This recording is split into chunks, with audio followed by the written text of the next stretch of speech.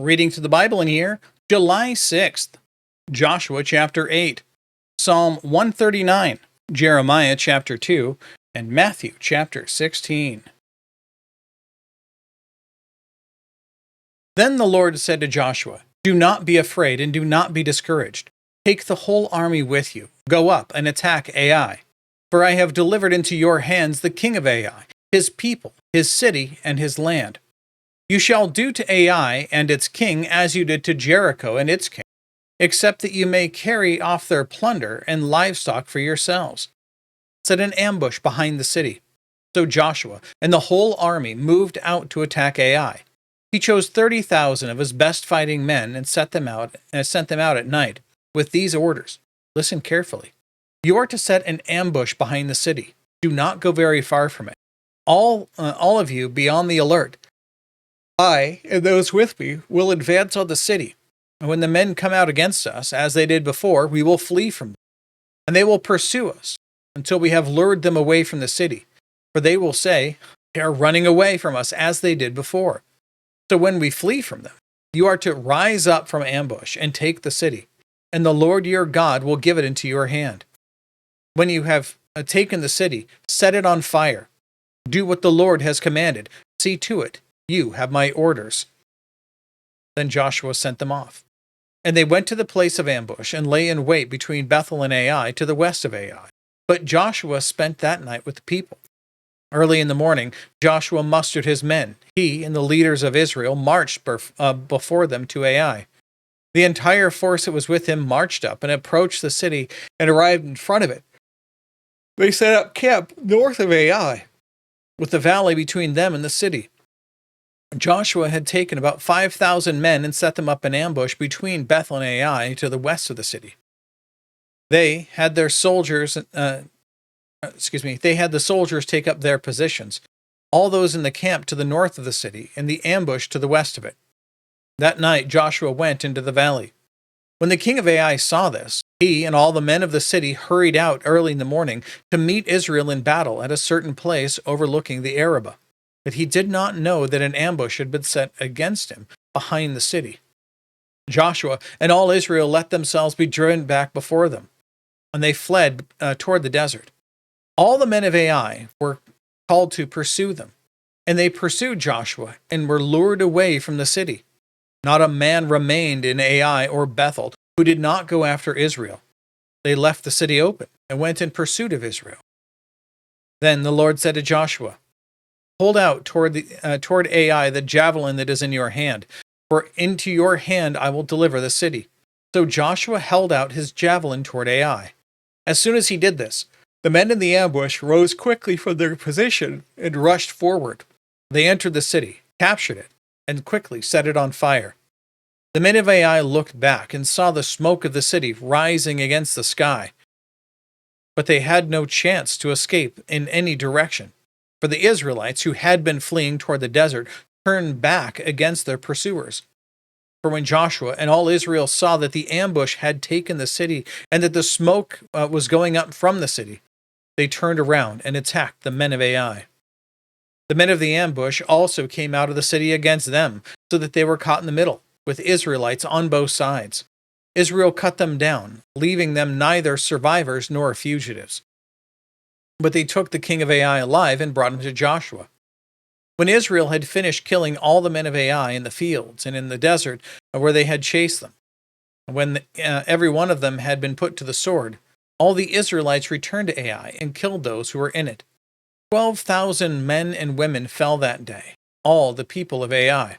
For Joshua did not draw back the hand that held out his javelin until he had destroyed all who lived in Ai. But Israel did carry off for themselves the livestock and plunder of this city, as the Lord had instructed Joshua. So Joshua burned Ai and made it a permanent heap of ruins, a desolate place to this day. He hung the king of Ai on a tree and left him there until evening.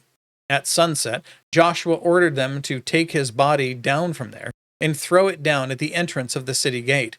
They raised a large pile of rocks over it, which remains to this day. Then Joshua built on Mount Ebal an altar to the Lord, the God of Israel, as Moses, the servant of the Lord, had commanded the Israelites. He built it according to what is written in the book of the law of Moses, an altar of uncut stones on which no iron tool had been used. On it, they offered to the Lord burnt offerings and sacrificed fellowship offerings. There, in the presence of the Israelites, Joshua copied on stones for the law of Moses, which he had written. All Israel, aliens and citizens alike, with their elders, officials, and judges, were standing on both sides of the ark of the covenant of the Lord, facing those who carried it. The priests, who were Levites, half the people stood in front of Mount Gerizim and half of them in front of Mount Ebal, as Moses, the servant of the Lord, had formerly commanded when he gave instructions to bless the people of Israel. There was not a word of all that Moses had commanded that Joshua did not read to the whole assembly of Israel, including the women and children and the aliens who lived among them. Pulling up the last of the notes here for you. There's a giant, kind of great map for you to read through as well. There we go. Now let's move on to Psalm 139.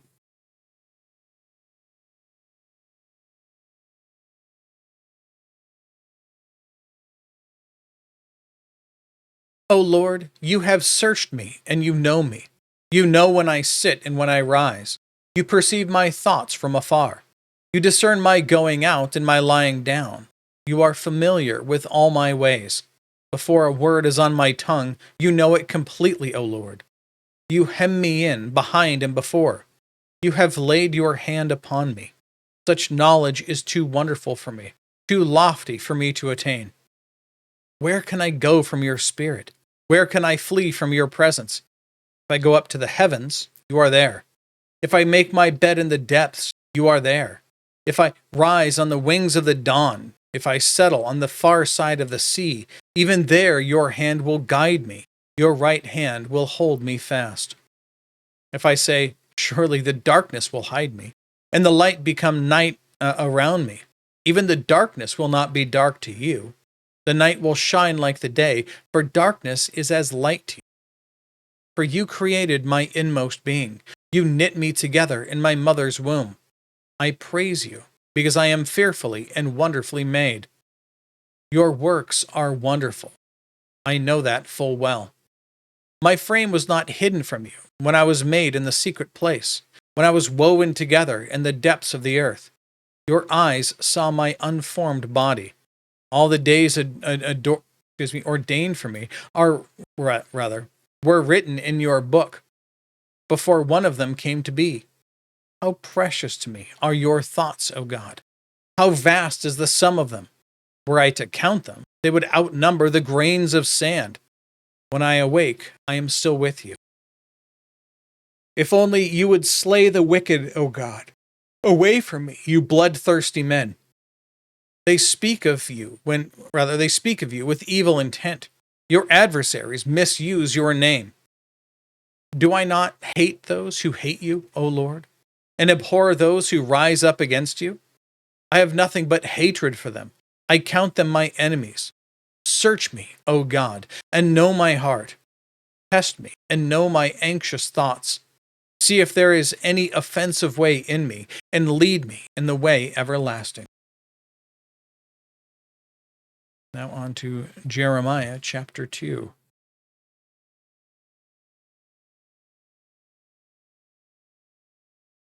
The word of the Lord came to me. Go and proclaim in the hearing of Jerusalem. I remember the devotion of your youth, how, as a bride, you loved me and followed me through the desert, through a land not sown. Israel was holy to the Lord, the first fruits of his harvest. All who devoured her were held guilty, and disaster overtook them, declares the Lord. Hear the word of the Lord, O house of Jacob, all you clans of the house of Israel. This is what the Lord says. What fault did your fathers find in me, that they strayed so far from me? They followed worthless idols and became worthless themselves. They did not ask, where is the Lord, who brought us up out of Egypt and led us through the barren wilderness, through a land of deserts and rifts, and a land of drought and darkness, a land where no one travels and no one lives. I brought you into a fertile land to eat its produce and its fruit and rich produce. But you came and defiled my land and made my inheritance detestable. But the priest did not ask, where is the Lord? Those who deal with the law did not know me. The leaders rebelled against me. The prophets prophesied by Baal, following worthless idols. Therefore, I bring charges against you again, declares the Lord. And I will bring charges against your children's children. Cross over to the coast of Kittim and look. Ascend to Kedar and observe closely. See if there has ever been anything like this. Has a nation ever changed its gods? Yet they are not gods at all. But my people have exchanged their glory for worthless idols. Be appalled at this, O heavens, and shudder with great horror, declares the Lord. My people have committed two sins. They have forsaken me, the spring of living water, and have dug their own cisterns, broken cisterns that cannot hold water. Is Israel a servant, a slave by birth? Why then has he become plunder? The lions have roared, they have growled at him. They have laid waste his land, his towns are buried and deserted. Also the men of Memphis and Tahpanhes have shaved the crown of your head. Have you not brought this on yourselves by forsaking the Lord your God when he led you in the way? Now why go to Egypt to drink water from the Shihor? And why go to Assyria to drink water from the river, capital R river? This is talking about a specific river. Your wickedness will punish you. Your backsliding will rebuke you. Consider then and realize how evil and bitter it is for you when you forsake the Lord your God and have no awe of me, declares the Lord Almighty. Long ago, you broke off your yoke and tore off your bonds. You said, I will not serve you. Indeed, on every high hill and under every spreading tree, you lay down as a prostitute. I had planted you like a choice vine of sound and reliable stock. How then did you turn against me into a corrupt wild vine? Although you wash yourself with soda and use an abundance of soap, the stain of your guilt is still before me, declares the sovereign Lord. How can you say, I am not defiled. I have not run after the Baals. See how you behaved in the valley. Consider what you have done. You were a swift she-camel, running here and there, a wild donkey accustomed to the desert, sniffing the wind in her craving. In her heat, who can restrain her? Any male that pursues her need not tire themselves. At mating time, they will find her. Do not run until your feet are bare and your throat is dry. But you said, it is no use. I love foreign gods and I must go after them. As a thief is disgraced when he is caught, so the house of Israel is disgraced. They, their kings and their officials, their priests and their prophets. They say to wood, you are my father, and to stone, you gave me birth. They have turned their backs to me, not their faces. Yet when they are in trouble, they say, oh, come and save us. Where then are the gods you made for yourselves? Let them come if they can save you when you are in trouble. For you have as many gods as you have towns, O Judah. Why do you bring charges against me? You have rebelled against me, declares the Lord. In vain I punished your people. They did not respond to correction. Your sword has devoured your prophets like a ravening lion. You, of this generation, consider the word of the Lord. Have I been a desert to Israel, or a land of great darkness? Why do my people say, we are free to roam, we will come to you no more? Does a maiden forget her jewelry, a bride her wedding ornaments? Yet my people have forgotten me days without number. How skilled you are at pursuing love. Even the worst of women can learn from your ways. On your clothes men find the lifeblood of the innocent poor, though you did not catch them breaking in. Yet in spite of all this, you say, I am innocent. He is not angry with me. but I will pass judgment on you, because you say, I have not sinned. Why do you go about so much changing your ways? You will be disappointed by Egypt, as you were with Assyria. You will also leave that place with your hands on your head. For the Lord has rejected those you trust. You will not be helped by them. Including today in Matthew chapter 16.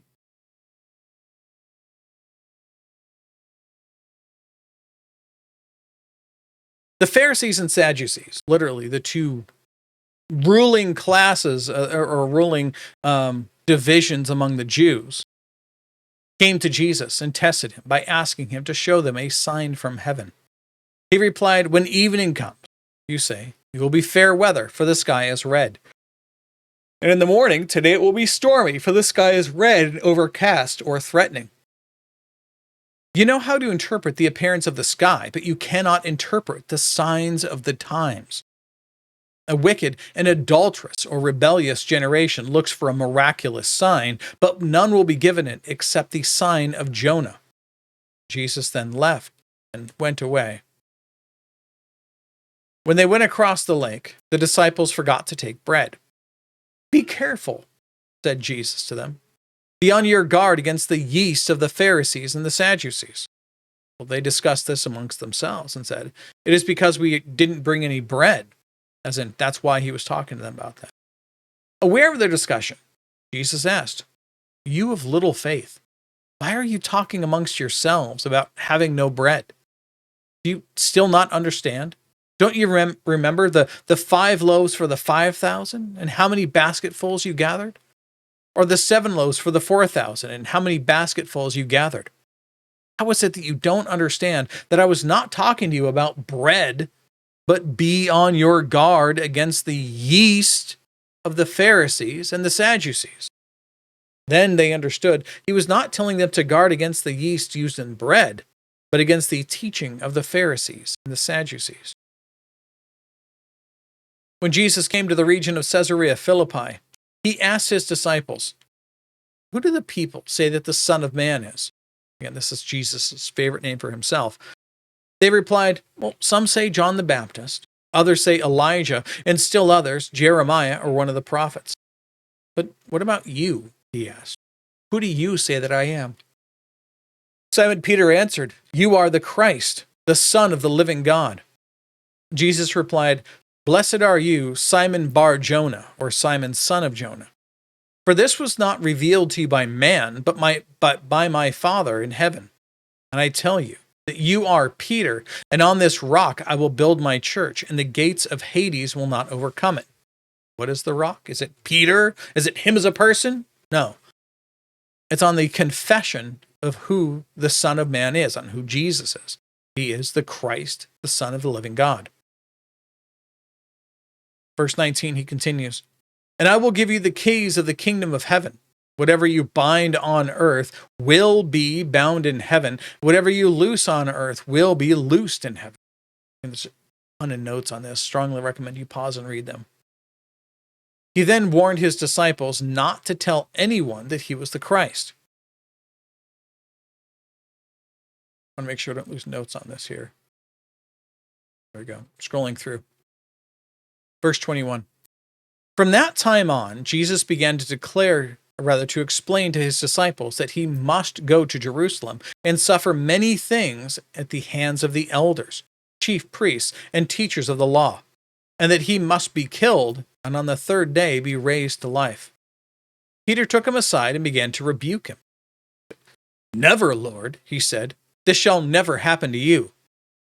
Jesus turned and said to Peter, get behind me, Satan. You are a stumbling block to me. You do not have in mind the things of God, but the things of men. Remember, they expected him to be this conquering king who was to come into the world.